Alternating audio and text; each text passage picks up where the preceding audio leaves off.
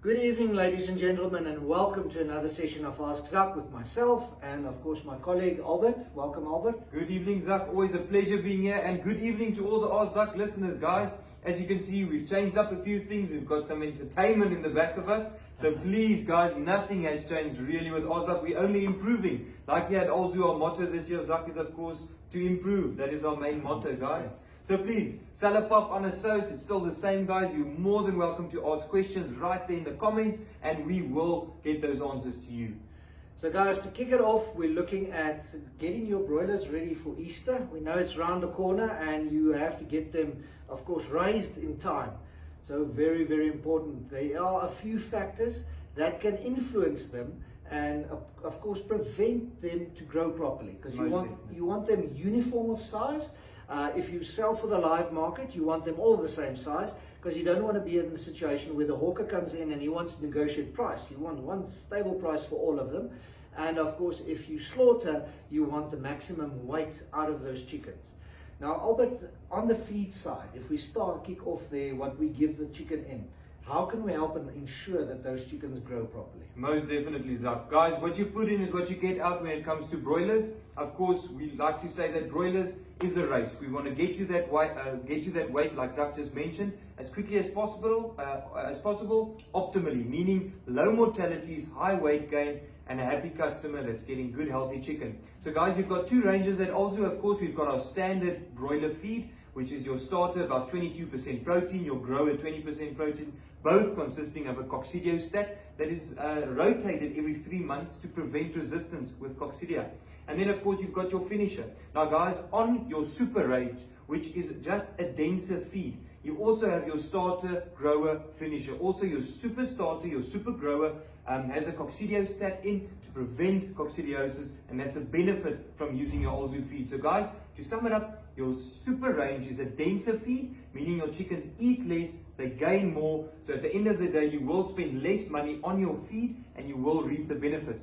Nothing wrong with using the standard, of course. It's just as well tried and tested out in the field. You do get there, but it's also tried and tested that the super range has its benefits. So the choice is yours. Try it out. You won't regret it. So guys, now it's very important. We've got the right feed. We want them to grow properly, but remember, we're looking at competition within the chicken house. Now, we get to some farms where you've got 100 chickens in and the farmer says, puts out maybe one feeder. Now, what happens in a situation like that is the stronger chickens keep the weaker ones away. So they get together around that feeder and eat as much as they need. But as soon as the weaker ones want to come in, they get chased away. That's where we get the saying of pecking order. So be sure you put in the correct amount of feeders and drinkers. Our general rule of thumb is, of course, 3 feeders for every 100 chickens. And depending on your drinkers, if it's the big 12 liters, you can put in 2 of them for every 100. Then you know your animals have free access to the feed and they can grow optimally. That is very, very important. But a big role, of course, what goes hand in hand with it, of course, Albert, is stocking density. Yes. So how do we help there?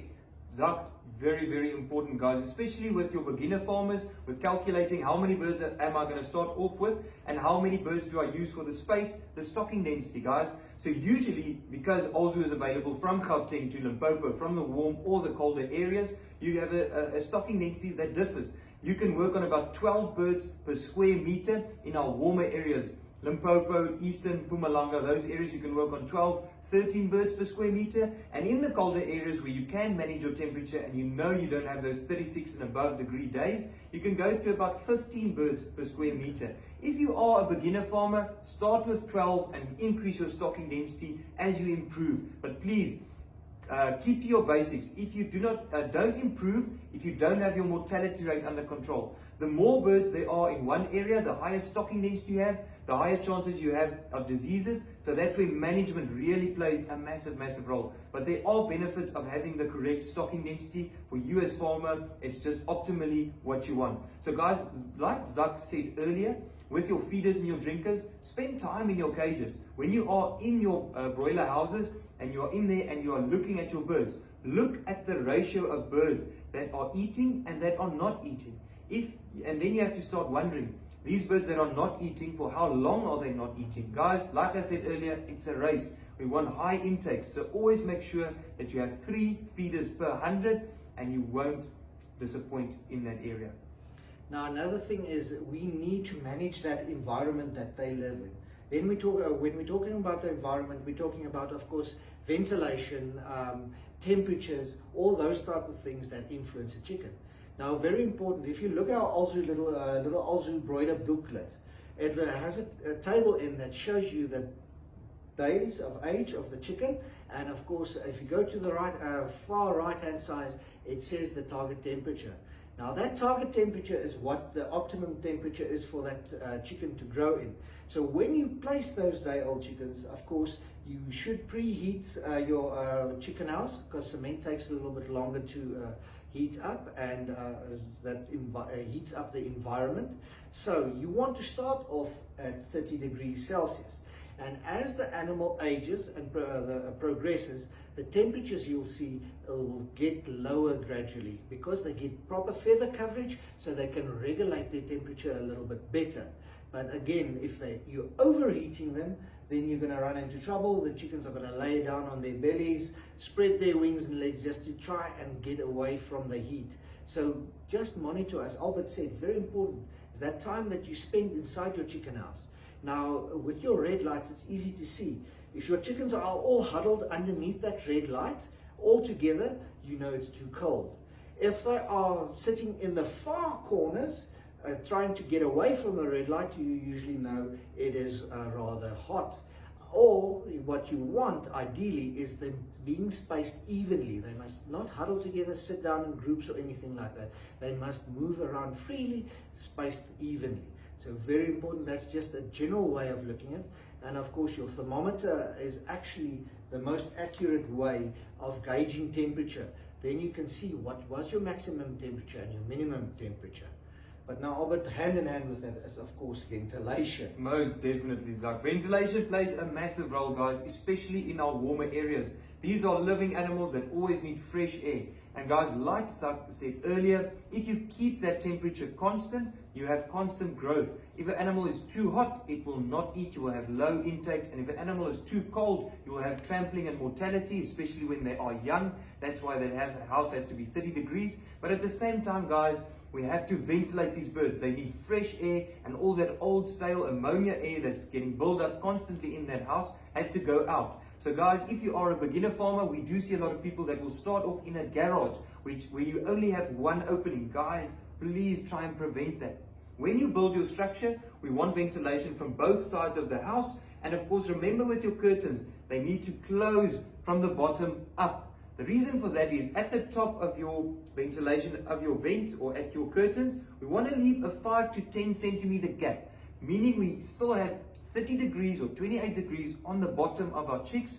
The warm, stale or ammonia air will rise, and because we have that opening at the top and not at the bottom, fresh air will come in, mix with the old air, and the old air will exit the house, and we have a fresh influx of fresh air and the old air going out, preventing respiratory diseases. Remember, guys, if you have a buildup of ammonia, you don't change your litter, you don't turn your litters up, it stays wet, it's a breeding ground for bacteria, and that ammonia is very water soluble, and it will start burning the lungs of those chickens, and they'll start having a cough. And Zach, I don't think there's any guys that will buy a coughing chicken from you. No, so guys, when it comes to ventilation, absolutely important. If you're standing inside of your house, you should easily be able to breathe without having a heavy ammonia smell. As soon as that happens, take out any of the wet shavings that you have, put in new fresh shavings, disinfect the house again perhaps, and of course make sure to open up your ventilation. So guys, it's a fine balance of making sure you've got your temperature correct, but at the same time ventilating your birds. At night, or when we have a bit of colder days, now in the changing of seasons coming up, you can, this is where that benefit of the top ventilation comes into play. We still want to have that temperature increase at the bottom, a nice temperature environment, a warm environment at the bottom, but at the top we need that ventilation. Now, there's not a session when we talk about poultry that we do not touch on biosecurity. Now guys, just to sum it up, biosecurity is just a method you employ to keep disease out of your chicken pen. We see it often when we get to farm. When you go, the customer invites you to come inside this chicken house, then there is no foot bath in front of this chicken house with disinfectant in. Now, you don't know where we've been. You don't know where any visitor or any of your workers may have been. And remember, diseases can get stuck to your feet. So always, very, very important, dip your feet in a disinfectant. If you use the foot bath, get a brush with it so that if you've got treads in your gumboots or your shoes, that you can brush out all solid materials and get them out. And of course, if you use our newest product that we've got now, we've got the disinfection mat. Now what's nice about it is like a doormat. You just pour in your disinfection. It keeps about 12 liters of disinfectant. And when you walk in, it's going to wet your shoes, disinfect it, but you can scrub your feet on it and get all those nitty-gritty things that's stuck in your gumboots, of course, out. Guys, now what Zak is saying is of utmost importance, having a foot bath there. But biosecurity doesn't stop or begin there, guys. Biosecurity is something constant, like Zak is saying. If you're having visitors come, take out your Virokill with your knapsack sprayer that's of course available at all your Olzu depots and spray the wheels of any visitors coming there. If I'm at your farm, you are more than welcome to spray my whole bucky if you want to, or the tires. I luckily go through a spray race at Olzu twice a day to prevent any diseases from coming in. But to add to our biosecurity, guys, we need to remember that cleaning our houses in between our batches of chicks that we are replacing or bringing in our new chicks is of utmost importance. That is part of biosecurity, guys. So making sure that you use a strong disinfectant like ACT, F10 SCXD, wide range of products available at your depot. Make sure that you flood that water, that ground level with water.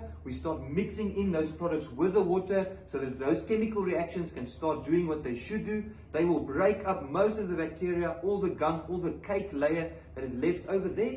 And we're going to take out all of that. We're going to pressure wash our house, give it a good scrub, and then we can of course do a lovely disinfection sprays up with a wide range of products like our Virokill, Betakill, any of those available at the depot.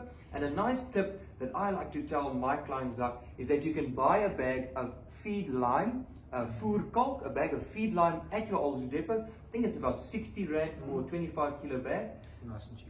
Very cheap alternative, and that's also a disinfectant, guys. It's a natural disinfectant and it will prevent ammonia buildup. So after you've sprayed that whole house and it's standing for 7 days closed before you get your chickens, the day before when you start prepping for your chicks coming, take a scoop of feed lime and distribute it on the floor before you place your shavings.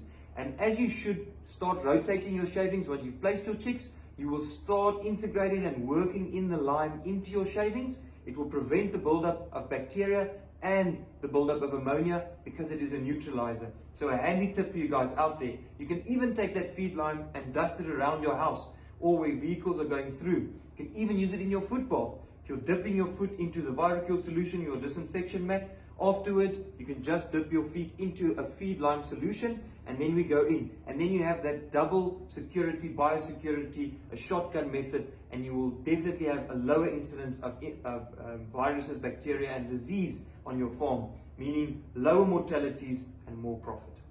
And just to round off, when we talk about biosecurity, guys, of course, wild birds, you don't want them in your chicken house. They are carriers of diseases.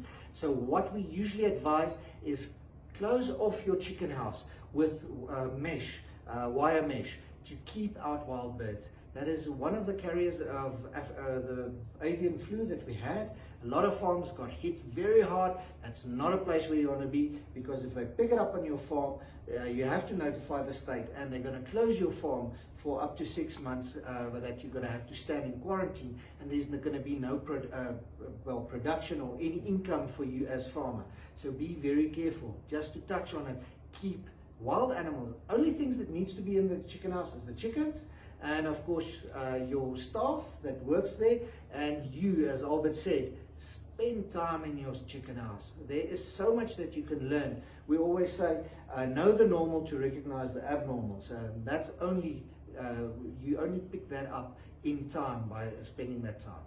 But if you want more information, Albert, you've got good news about the information days that's up ahead, because we're kicking them off for this new year. Yes, Zach, we are very excited here at head office, guys. We've got our first Farmers Days happening next week, and we are doing it at one of our agencies, actually 2 of our agencies. So if you are on the Eastern and Mpumalanga side, next week Thursday, we are going to have our Farmers Day at Huku Poultry. It's one of our agencies in Tonga, in Kamakakeze, or Nas, if you're younger or young as me. I hear there's a few terms going around there. You're more than welcome to go and register there. Contact Huku Poultry. We're going to have a lovely Farmers Day. It's going to be a broiler layer farmer day. So broiler layer farmers in that area, please come. It's a free session that we're giving, a free presentation, and definitely a lot of info and advice there up for grabs. And the second one is at Blinkwater Veevoere. That is on the Grottersdal Steelpoort Road, on that corner there. Of course, that's also an agency of ours, and they also have an abattoir there. So it's a place that has to be your best friend if you're a poultry farmer, really. You can get your feeds, medication, everything, all your Alzu feeds over there. And when the deal's done, you can bring your chickens there for slaughter. So it's definitely a win-win, guys. That will also be a broiler layer info day. So please, guys, if you are in that area, the Mpumalanga area, Grottersdal, Roos-Senekal, Steelpoort, Belfast, in that area, Middelburg, make sure to attend those days. Valuable information is only a step away. And guys, of course, all this information that we talked about is available at your Alzu one-stop shop. And we just don't stop with the information. As you said, with the agents, we give the complete package. You get your medication, your feed, everything under one roof. So pop into your nearest Alzu one-stop shop.